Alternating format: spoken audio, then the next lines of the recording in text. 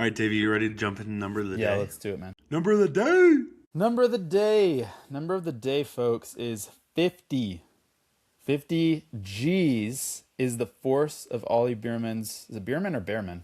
Bearman. Bearman's impact at Spoon Curve today, which we'll talk about more. For reference, a fighter jet pilot blacks out at 9 G's, which I guess is only, 20% of the G's of 50G. Ollie walked away literally with only a bruised knee. Yeah, I think they did the x-rays like ASAP afterwards, and we're like, he's literally fine. There's two parts of that. Like, first, the insane part is how quickly they have medical staff ready to go for him. It takes me 3 weeks to get a freaking x-ray, bro. Talk about American healthcare.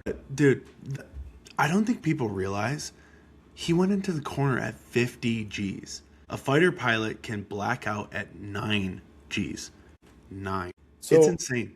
I'm sure And you actually saw the crash, yeah? Well, yeah, and okay, I somewhat understand G's, like it's something of a measure of like how much gravity is affecting you. So like 50 G's would be 50 times what we regularly experience as gravity, right? So the idea is like he was going so fast, and then is it 50 G's on impact? Yeah. Is that the idea? Yeah. Essentially, they inside the car.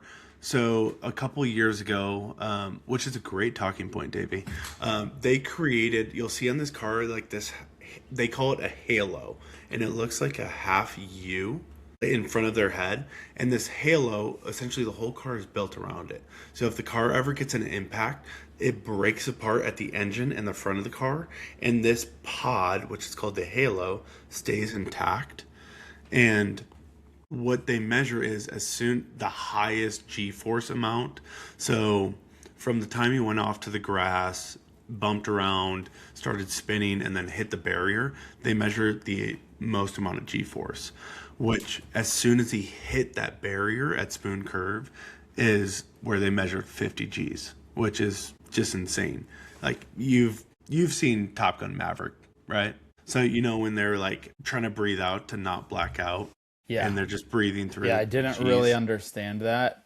But I just saw the suffering happening, and I was like, I just know I don't want to be there, and that it's so yeah, it's insane. So hey, wait, do we have a guy like Jamie and Joe Rogan? Like, can I say pull it up, Jamie? Because I want to see the halo, or do I just have to Google it myself, man? We don't pull have a it guy. up.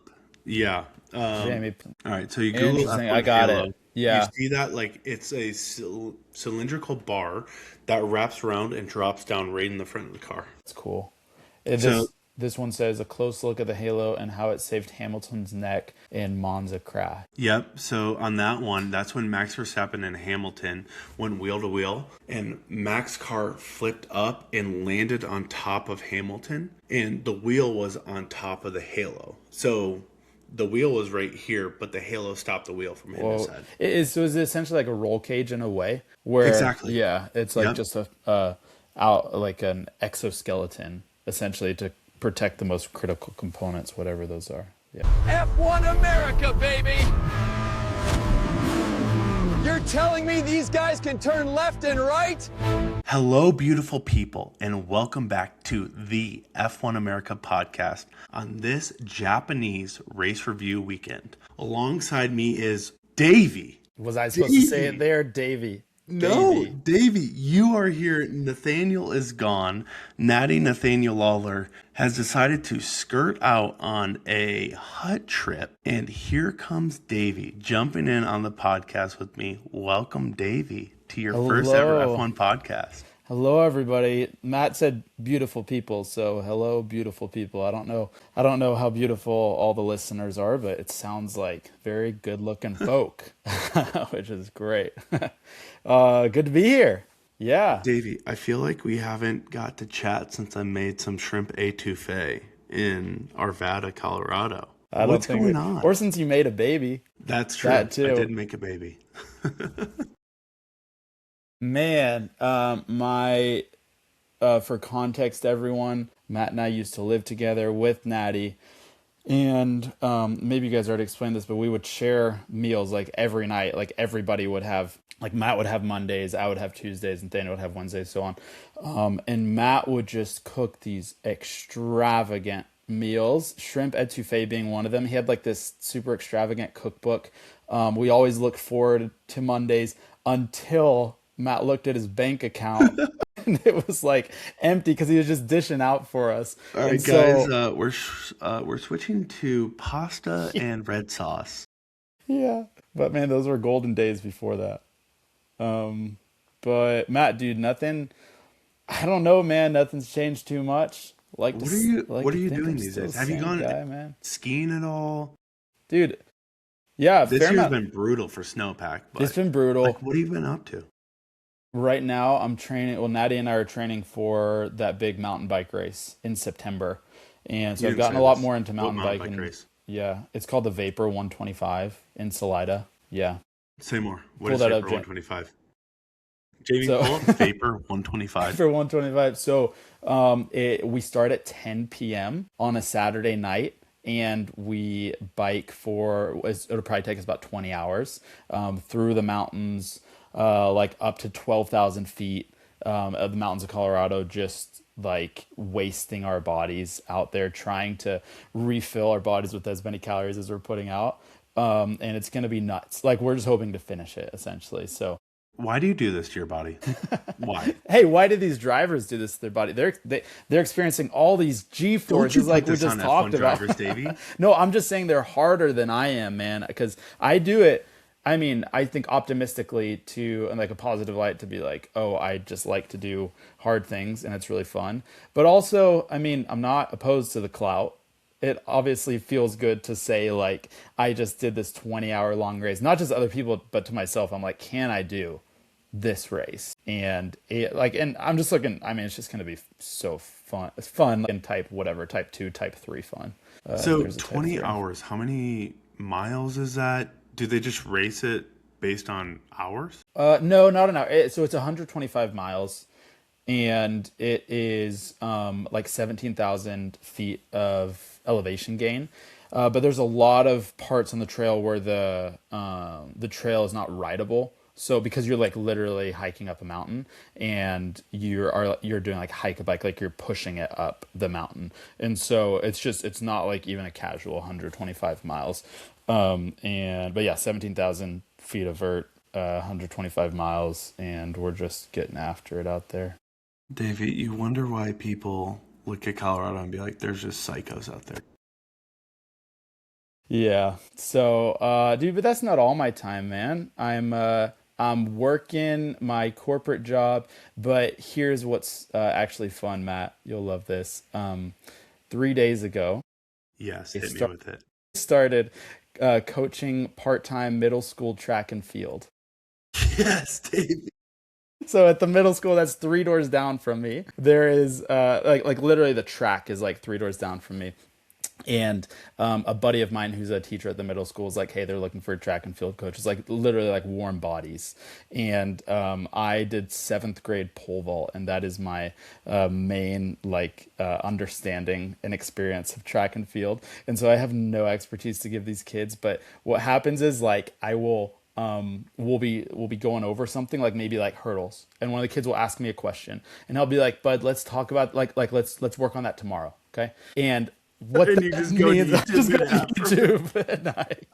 So that's what my last week has consisted of, man. You're a Lying to 7th legend. graders and YouTubing at Dude, night. So if that that's isn't new. the epitome of dealing with like younger individuals when they ask a really hard question that you Yeah, don't know, yeah, what do you think about it? Oh, let's circle back tomorrow. dude. And you can say it in such a tone of confidence. For me, it's either like I either say straight up, I don't know, like I have no idea.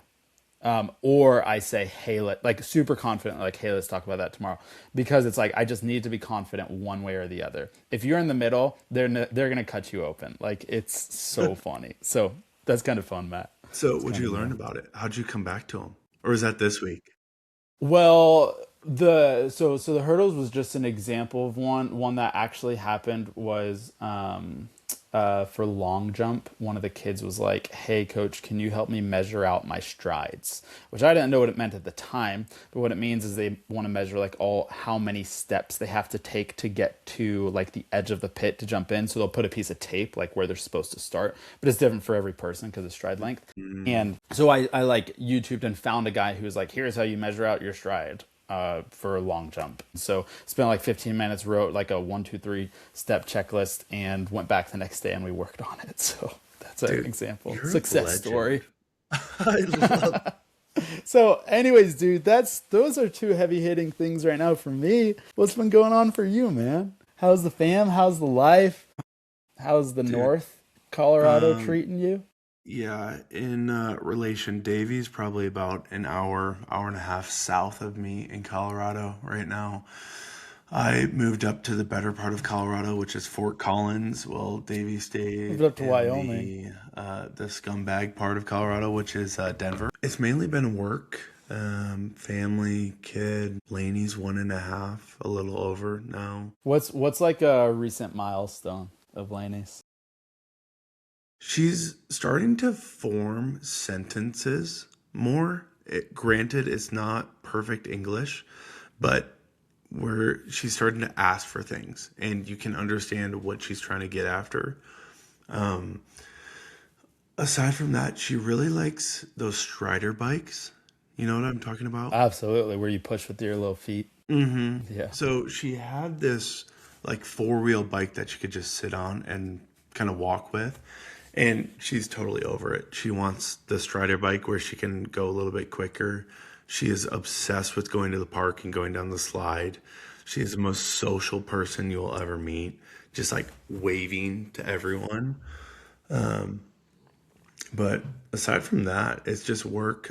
Spring cleaning has started. Megan and I started doing some landscaping, pulling some juniper bushes, which if you have ever planted a juniper bush, I hope you fall down a cliff. They are the most annoying bush ever. I don't know how you want to classify them. Yeah. The roots go so deep and so far. They're just What's your approach? What's your strat? Are you taking an axe to it? Are you burning it? Are you just trying to dig as deep as you can? So thankfully, the ones that we had in our front yard, I could just like spade, shovel, pickaxe, pull it up. We had some in our backyard, Davey. I kid you not. We called our local rancher that we buy our cow from, processed cow for meat. Please tell me his name's like Uncle Dave. John. Like he wants you to call him Uncle Dave. It's John. His Okay, that's name pretty is good too. his name is John. Just very simple. Great. He brought over his excavator to help me pull up because I got a hijack and was trying to pull this thing up with a chain and hijack. Would not move. So he brought over his excavator. We pulled it into our backyard and just pulled these things out. And Davey, if I would have paid for this out of my own pocket without friends who were willing to help me, What's the number? it would have been thousands. Like just time and equipment and everything.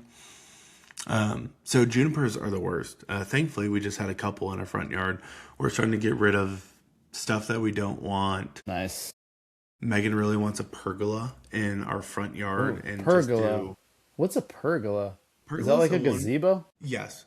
Same type of thing. It's just with the open roof in it. Oh, that's right. That's right. Yeah. But those things are confusing to me, dude, because it's like do they provide shade or do they not? Those have always just been a little confusing to me. Davey, you're speaking. But you guys might have already had this conversation. Oh, but yeah, so They look great. we've I been love the way thinking they about look. adding something to our front yard just so we can sit out there and just get some rocking chairs and hang out.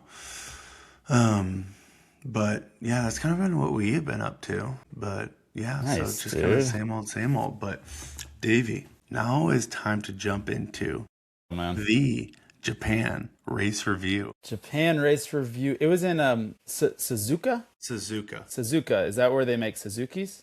Like vehicles? Suzuki. Jamie, look it up, please.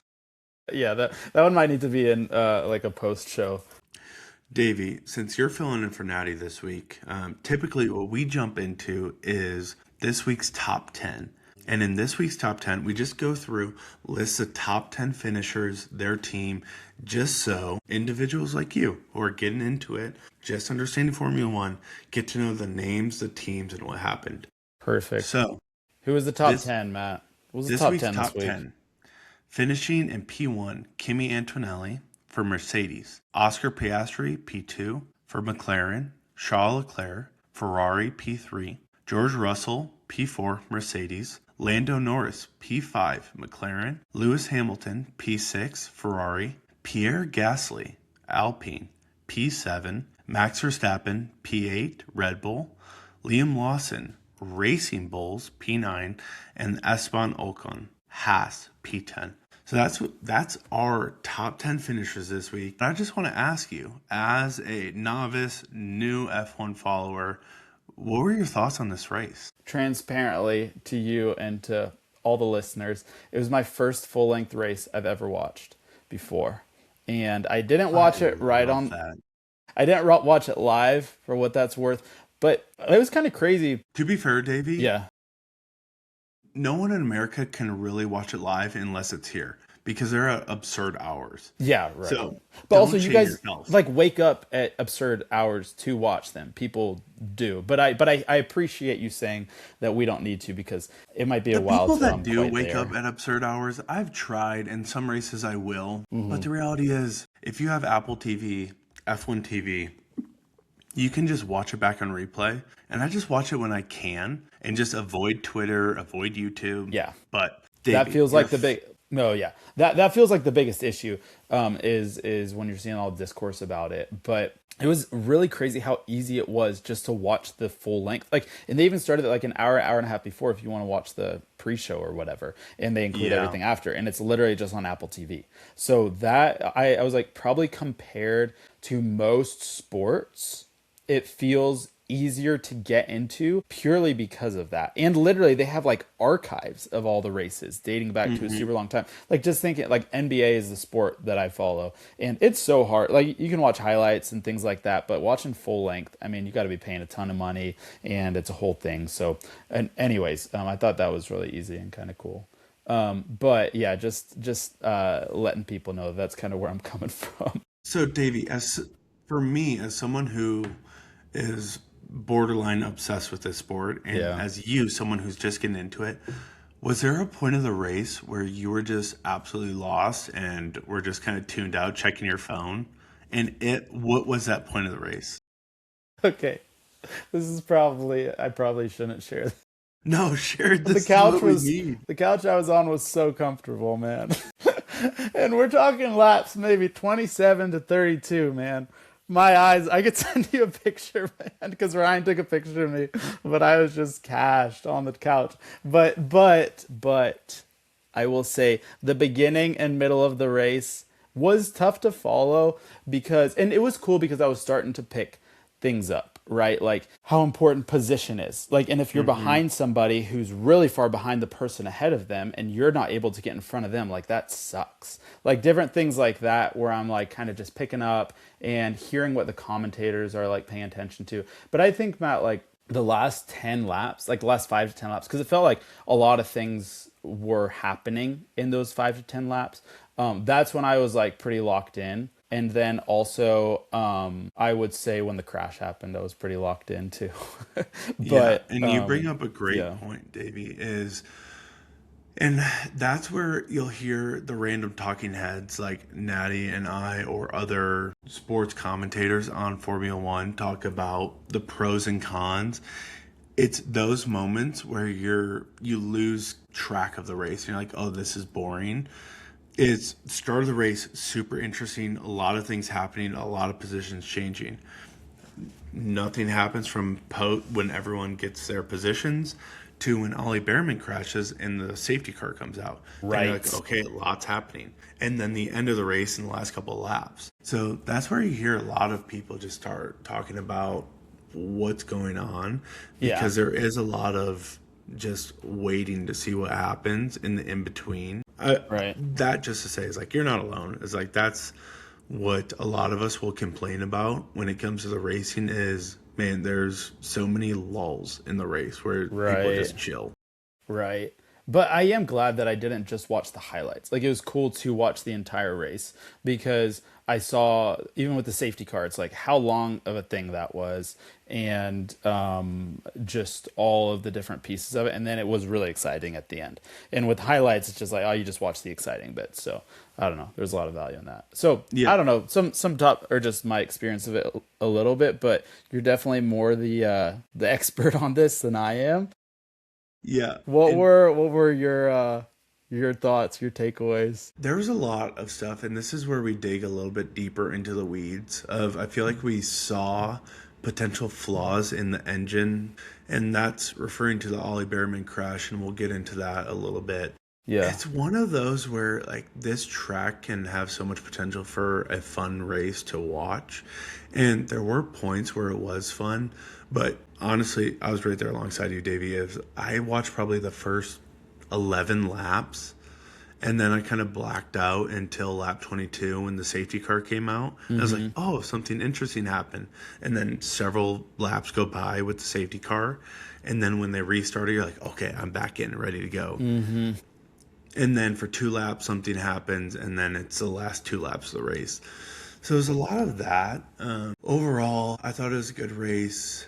Super bummed for Ollie Bearman. Aston Martin is still having a lot of major problems. I was stoked as a huge Lando Norris fan, McLaren fan, that they're finally back in the mix of conversation. But to your point, Davey, is like, if I was just an average person coming off the street, never watching any Formula One, and I didn't catch it at the start of the race, and I caught it during the mid race, I'd probably just turn it off after a couple laps, which is a hard thing. But to that point, Davey, we touched on it in the number of the day. You mentioned it. I just talked a little bit about it. The Ollie Bearman crash of, from your perspective, first full race you're watching, initial response as soon as they showed the replay, what were your thoughts? Yeah, I mean, at first, I guess I didn't understand fully why the crash had happened. Because it didn't look like he like took a turn too wide or something. Like I think at first glance I was like, I don't exactly know why this happened. I think after a few of the replays, and I think hearing the commentators talk about it, I was like, oh, is it Bearman? Bearman. Like bear? Okay. Man. It's literally so easy and I just can't get it. Bearman thought that, and who was in front of him? Colapinto. Okay, Franco Colapinto. Colapinto from Alpine. I can remember that because that's the last name of a good surfer. So Griffin Colapinto.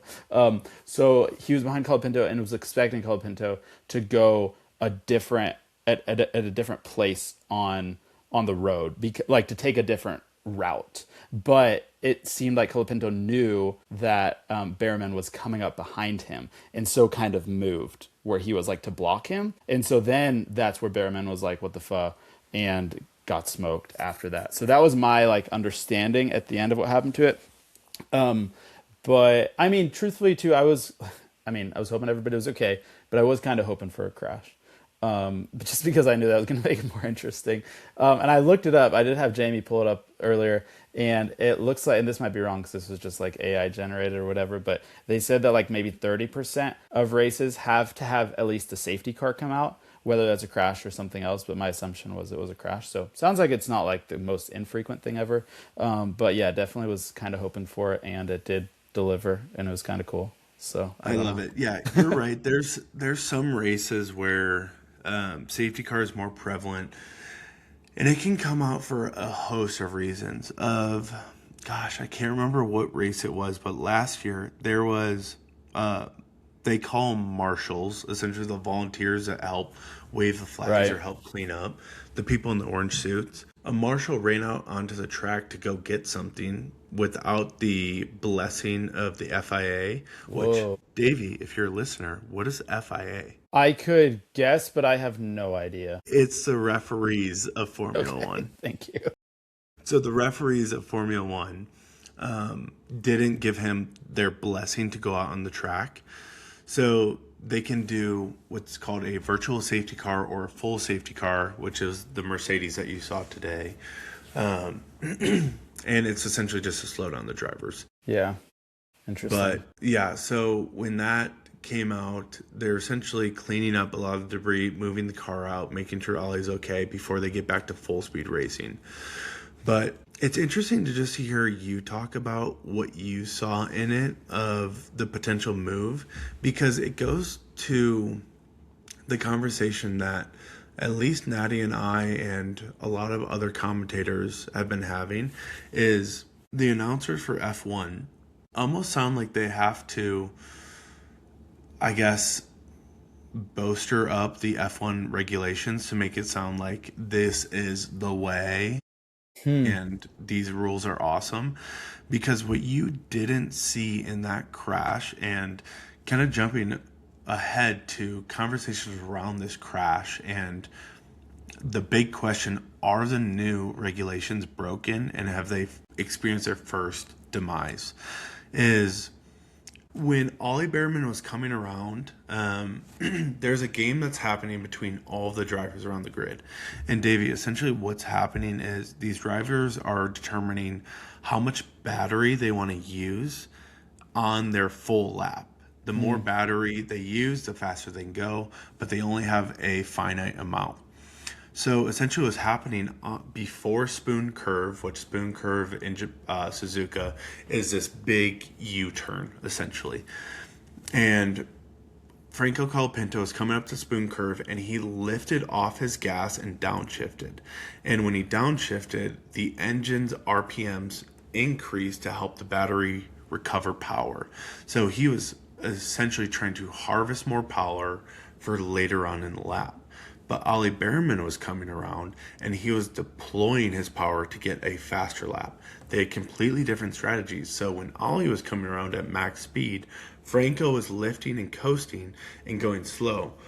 So when Ollie had to react, his only place was to react on the inside where you typically wouldn't go, dipped his tire into the grass, and then went into the grass. And that's when he lost all control and spun out and went into the wall. So, I guess I'm just curious also about the regulations. Like you've talked about them a few times, but what are the regulations then? What was the one specifically that like influenced this crash? You kind of alluded to it with the battery and recharge thing, but yeah. So the big thing this year, and you'll hear it talked about all year with the commentators, is they moved to a fully hybrid system.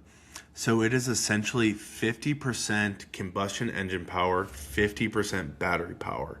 Where in the past it used to be 3/4 engine power, 1/4 battery power.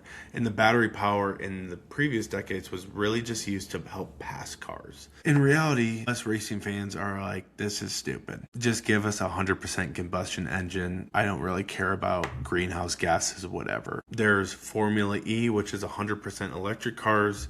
It's not supposed to be Formula One. So these new regulations, getting back to your question, Davey, of what caused this crash, is you have 50% combustion, 50% battery power.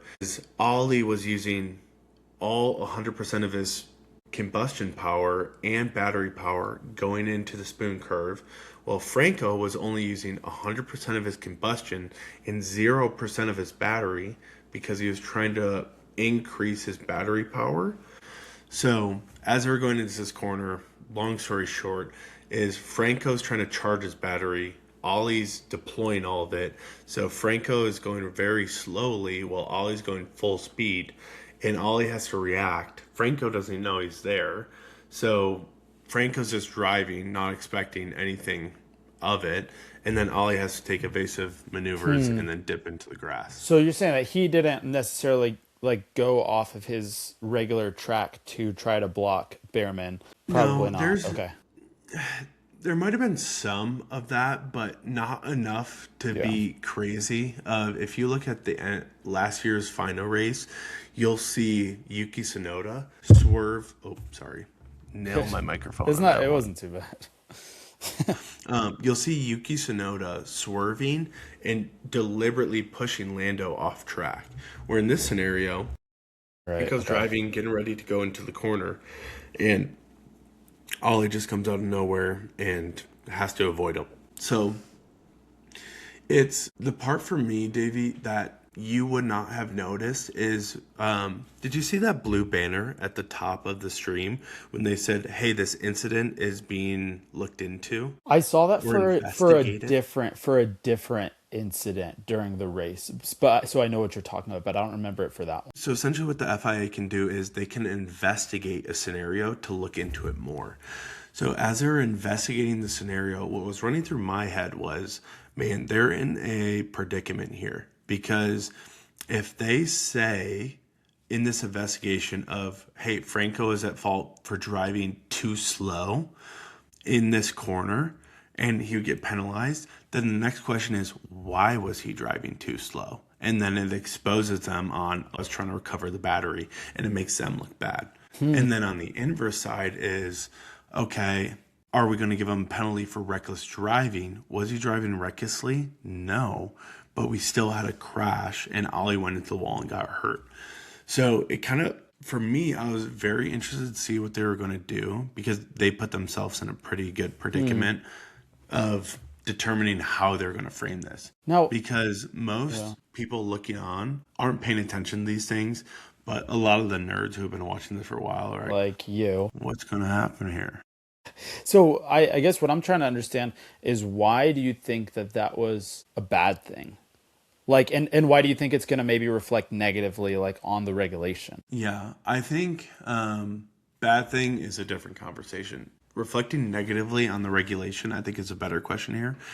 I think it reflects negatively on the regulation because you have two different strategies of how to harness your battery power. Because this new season is about how do you harvest and deploy this new battery power, because it's 50% of your horsepower.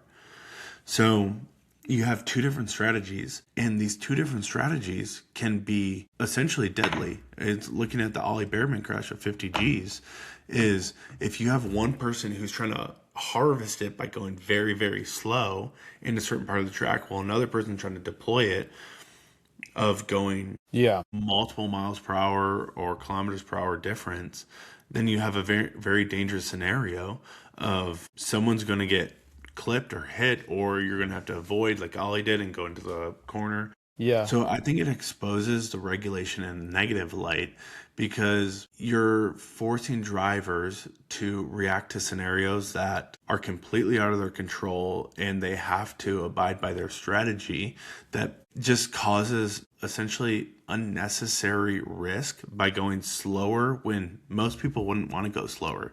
And Spoon Curve, why it's such a famous corner, is because so many people like taking it as fast and flat out as you can of how fast can I go around this corner. But then you have people who are trying to lift and coast and just slowing up before the corner because they're trying to harvest energy. So I think it's exposing the regulations in that light more than anything else. So I'm intrigued in the next couple of weeks to see how the media takes it. Now, why, and not to belabor the point, but why wouldn't, if he slowed down in front of Bearman, why wouldn't that have just provided an opportunity for Bearman to be able to pass him? If, like, the person in front is harvesting their battery, sure, the person in the back is, like, not expecting it, I guess, but it gives them opportunity. Like, oh, this person's slowing down. I didn't expect that, but I can just go around. So I guess to me, that also seems like an opportunity. Maybe it's unexpected, but it seems like an opportunity. Yeah, super fair question. And that's going to be the other side of the argument, is it's new strategies that I think it's like track and field, Davey. You talked about your track and field earlier. Think about circle back, man.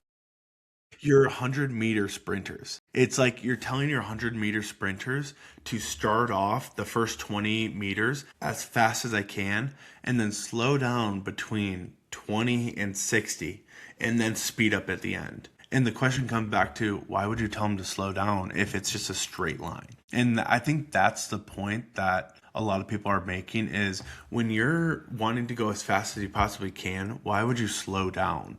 And for this regulations, it's because you need to generate the battery power. So, but to be fair, you bring up a valid question. It's a new era of racing that people need to figure out is, yes, he could, if he noticed it earlier, he could have gone to the outside and went around Colapinto, much like Hamilton and Norris did a couple different times, and Russell and Leclerc did a couple times in that last chicane before the straight, is where Russell tried passing Leclerc and Russell got passed, but on the main straight, Leclerc just passed Russell once again. So there's a lot of strategy that can be at play.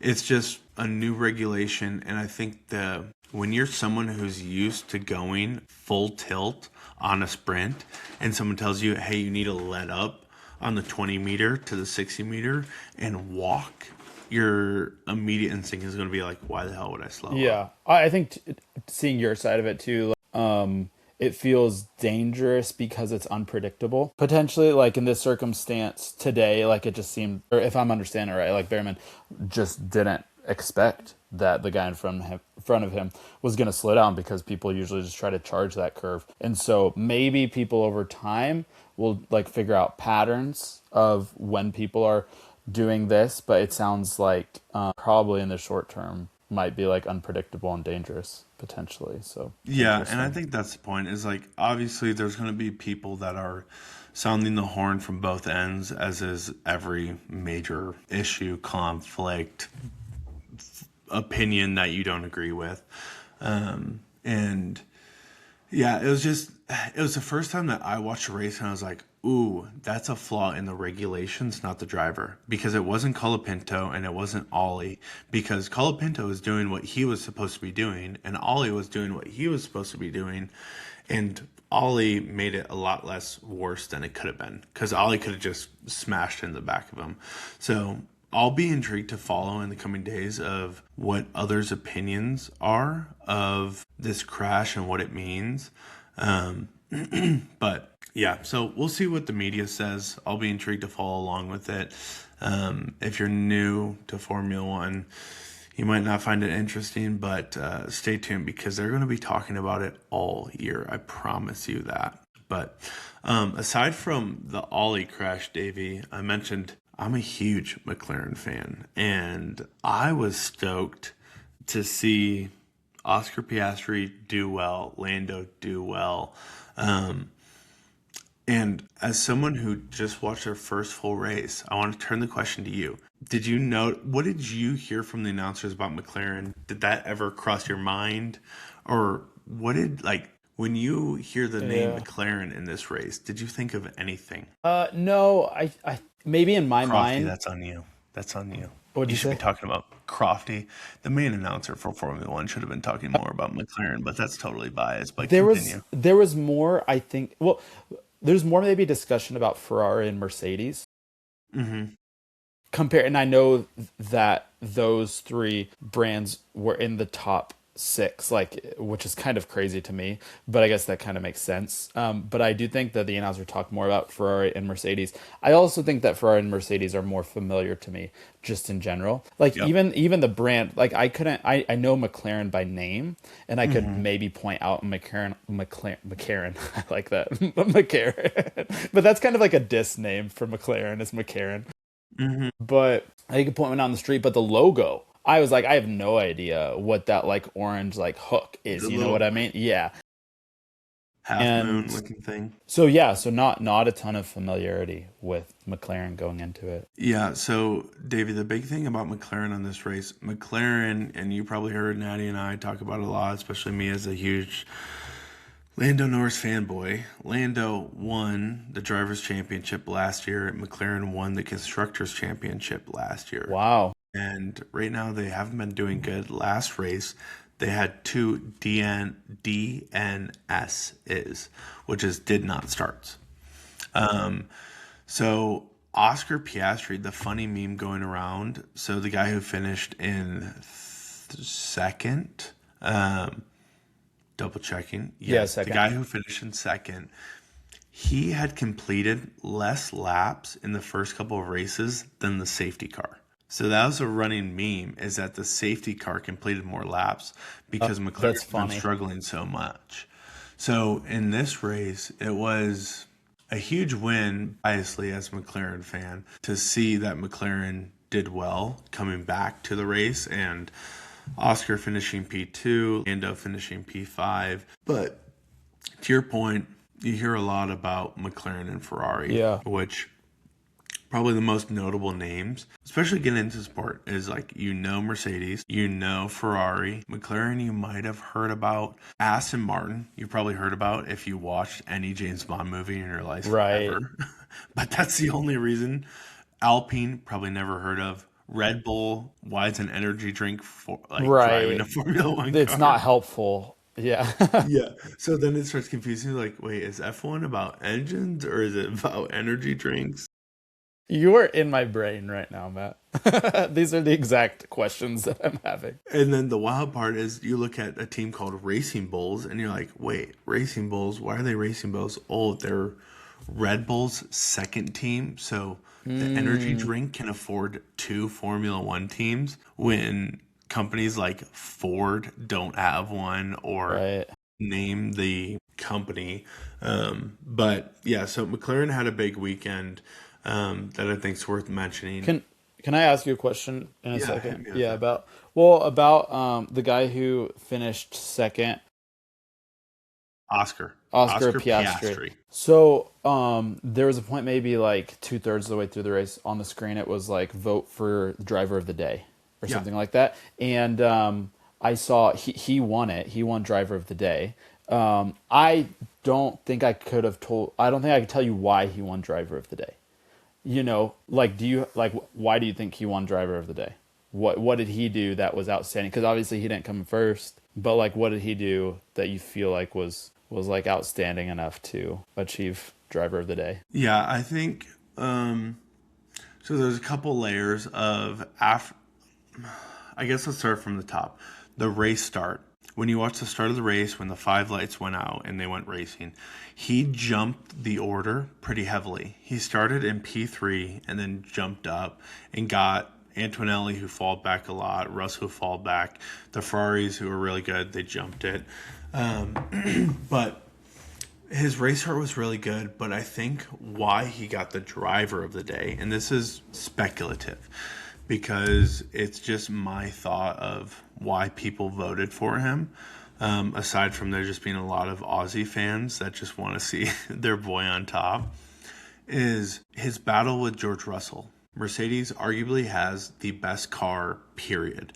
It's the fastest car. Everyone expects them to win all of the races.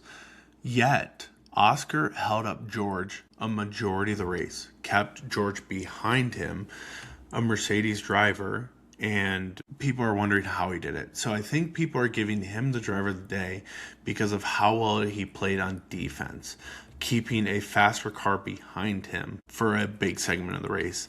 On top of that, he's completed a couple laps, not even a dozen laps, for the first couple of races. So he jumps back into the weekend, jumps in, and crushes it. So that'd be why I guessed why they voted driver of the day. But think of driver of the day vote as like American Idol back in the early 2000s. Sure. People T9 texting in. I was definitely one of those T9 texters, but I was probably still on ABC texting like trying to figure out how to do Philip Phillips on my ABC flip phone. I remember I was pushing for Philip Phillips, Scotty McCurry. God, dude. David Archuleta, bro. Yes. Oh, Carrie Underwood, startup, shout out. Dude, okay. Yeah. But so many good people. That's what driver of the day is cool. You go on F1 TV and vote it. So, I mean, you could have voted Lance Stroll, who ended up retiring at the end of it. Our favorite Nepo baby. But wait, retiring as in retiring, or just like stopping the race? Good question. And Dave, you bring up a great question that most people would not have asked. Honestly, I was just curious. I was like, did he literally just retire at the end of the race and I didn't know? No, they call it retiring the car, which means you essentially drop out of the race and stop the car and go into the garage so you don't finish. So they call that retiring. But yeah, so it's... People can go on, vote for who your favorite driver is. Obviously, you and I weren't up at midnight last night or midnight this morning on Sunday doing it or voting at the end of the laps. So It tends to be people who are in the time zone. So, I mean, I'll be intrigued to see when it's at Miami. Who knows? Maybe it'll be Sergio Perez or Valtteri Bottas on Cadillac, one of the American teams that we vote for. Yeah. But who Quick knows? question on Sergio Perez. I was watching like the intros at the very beginning. Everybody looks like they're 20 years old, and then Sergio. I literally went back because I was like, "Is that one of these guys' dads?" Like he literally just he looked like one of their dads. Yeah, well, you have Kimi Antonelli, who's 19 years old. 19, yeah. And then you have Fernando Alonso for Aston Martin, who's I think he's like 40. Okay, I must have 40 missed him, something. missed his picture. But yeah, you have a couple of veterans, but a lot of young guys on the grid. So it's typically like 18-year-olds and 40-year-olds. Oh, funny. Davey, before we started the podcast, you and before we jump into no dumb questions, Excited for that one. you have a whole sheet of paper with notes on it. So I want you to grab your sheet of paper and just read off some of the random thoughts that you were having or note taking throughout the race. And I just want to hear what was going through your head here. All right. Okay. Oh, my very first note was Sergio Perez looks like somebody's dad. Second was Her Imperial Highness. It was cool. She had a presence in the race. Yeah. I saw her at the beginning, and then she delivered one of the trophies to the podium, which was great. Mm-hmm. There was one guy at the beginning who started off using a hard tire, and all the 21 other racers were using like a medium tire or something. And I was like, man, he's like the guy I'm going to follow because he's the one guy. I'm kind of a contrarian like that. But he seemed to get cooked. Yep. So that was interesting. Also, Jack Black was there. That was interesting. And he was waving the flag, so it sounds like there's some big celebrity appearances sometimes.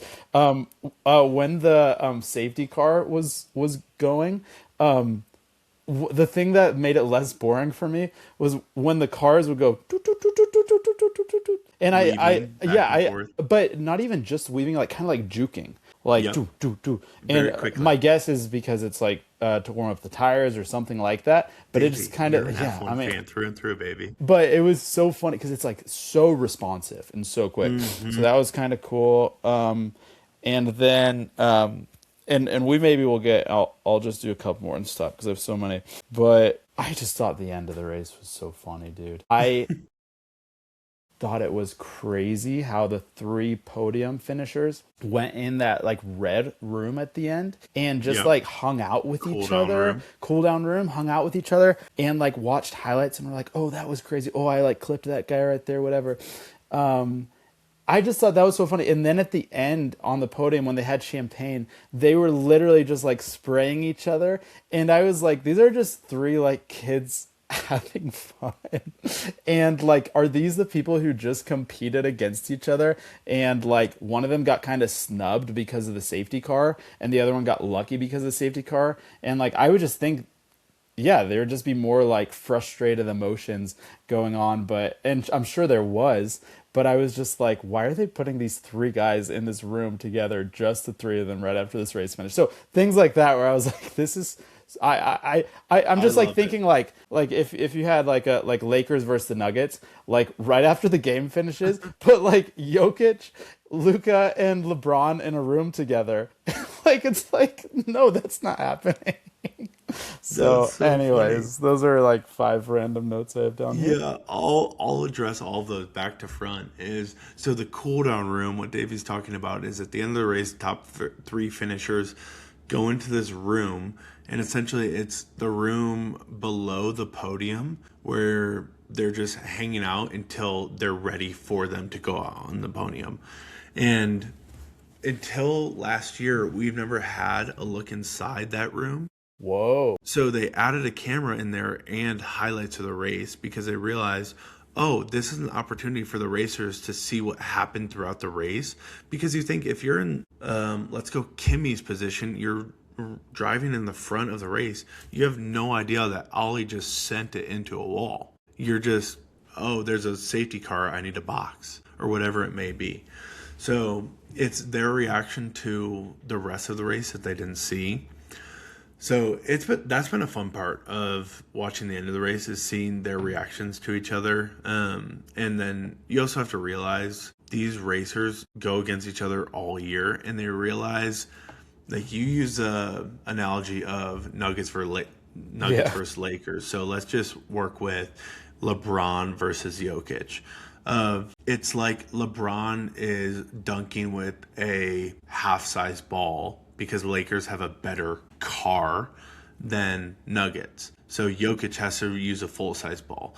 So a lot of these drivers understand that the car disparity is different. So it's not like a true competition of like, oh, I want to hit like LeBron in the face. It's more of oh, I respect the race. You raced really well. In the case of Oscar Piastri, it's a respect for how hard you raced to the end. Less of I guess, combative rivalry. So that's a cool down room. You mentioned Jack Black. Every race you're going to get very popular people. Jack Black, and I hate that I'm saying this because it almost sounds like a shout out or a plug, but Jack Black is in the new Mario movie. Yeah. I saw And they I were think he's like, repping that. yeah, I think he's like Bowser or something. So you'll see a lot of these celebrities plugging something major. I mean, in Las Vegas, like Jay-Z, Beyonce, all these people were there. Like, you'll see them every race. They find someone super famous to wave the flag. Timothy Chalamet has done it. A lot of everyone you know. What was your other one you mentioned? Sergio being old. Yes, he's a veteran. And The hard tire versus like one guy was using a hard tire at the beginning. I saw other people switched potentially to hard tires. Some of them did when they pitted. yep. But yeah, So what's the deal with that? you have to use two different compounds. Compounds is hard, soft, or medium. You have to use two different in a race unless the race deems that you need to use more than two. We won't get into that part, but Valtteri for Cadillac started on a hard tire. Everyone else started on medium, and essentially they're trying to play the game of maybe starting on a hard tire, which makes us go long, helps us get higher up in the order. So when people start doing pit stops, they end up behind you, and you have Right. a lot longer to go, and then you wait for a safety car to box early. So it's a totally strategy game. Sometimes it plays well, sometimes it doesn't. In this case, the hard tire was a poor decision. The ideal move probably would have been going to a soft tire because soft doesn't last as long, and then you hope for a safety car. Granted, this is if you knew the future, yeah. But safety car hit lap 22. You switch off the soft at lap 22, have a free pit stop, go into a hard tire, finish the race. You're cooking. But yeah, that was a good point out, Davey, because not a lot of people would have paid attention to that. And Valtteri was the only one who did that. Davey, I think it's time to jump into no dumb questions. You have a couple of questions from listeners and others. You want to read them off for me? Yes. All right, the first one. It's I'm worried that this person might think that they're going to be able to shoot their shot with a driver, but honestly, maybe who am I to say that they can't? So who knows? Maybe they're well connected. This question is: what F1 drivers are single? Matt. Dude, so funny. I have a younger sister, and she has a friend who insisted that I jump into the T of Formula One, and this is a perfect example of it. Because Lando Norris, who is recently single, broke up with all of these drivers essentially date supermodels. That's kind of the MO. But of the single drivers, just because this is a wild question, we'll just run through it. Lando Norris, recently single, just broke up with his girlfriend. Lewis Hamilton is single, question mark. He's been spotted a couple times in Japan and throughout the States with Kim Kardashian. So, but it's not confirmed that they're dating. So technically he's single, but I doubt it. Kimi Antonelli is single. Franco Colapinto is single. Liam Lawson is single. And our favorite Nepo baby, Lance Stroll. He is the only single driver. So if you're hoping for the Charles Leclerc or Carlos Sainz, sorry, ladies, you are Out of Dang. luck on that one. Dang. But yeah, I'm hopeful for this person who wrote in. I'd love more context because who knows? I mean, I don't know. It's not out of the question. You got to shoot your shot, man. Yeah. Davey, what's the other Okay, question we got? dude, we got another good one. A little different vein, but I'm sure I would have had this question. Why are not all the cars out at the same time during qualifying? Yeah, that's a good question. Qualifying is essentially 3 sessions. There's Q1, which is thinking about qualifying 1, Q2, qualifying 2, and Q3. Q1, you drop 6 drivers. Q2, you drop 6 drivers. And then Q3, you establish your top 10. It's essentially the race before the race to determine who's starting in what position from P1 to P22. So this question came in, I assume, because you see a bunch of drivers go out very early and some drivers wait. And the short answer is it's all about strategy. Some teams will decide to go out early to put in a lap as soon as they can because maybe rain hits, maybe there's a crash. You establish your position on the track to get through. Some teams will wait until the end to put in their laps because they want the track to quote unquote ramp up. And what ramping up means is the track gets warmer and hotter just from the cars driving on it. So the rubber melts faster and it lays down a melted sheet of rubber to provide more traction. So you can go through the corners quicker. So typically, towards the end of the session of qualifying, whether it's Q1, Q2, or Q3, you'll see the later sessions being quicker than the starting sessions. And it's because the track has heated up quite literally by Fahrenheit or Celsius or whatever you listen to. This is F1 America, so it's Fahrenheit. So it gets hotter and there's more rubber laid down on the track for traction. So it's a total strategy game. Some work better than others. It's really just a gamble and a guess. But it's a great question. So Davey, Yes, sir. moving on. This is the fan favorite part of the podcast. Are you ready? Come on. I'm ready. This week's Legends and Losers. Davey, welcome to Legends and Losers. I Let's go. have to put the pressure on you. Yeah. I want to hear your Legend of the Week, Davey. Dude, I have a few potentials, man. You only can get one.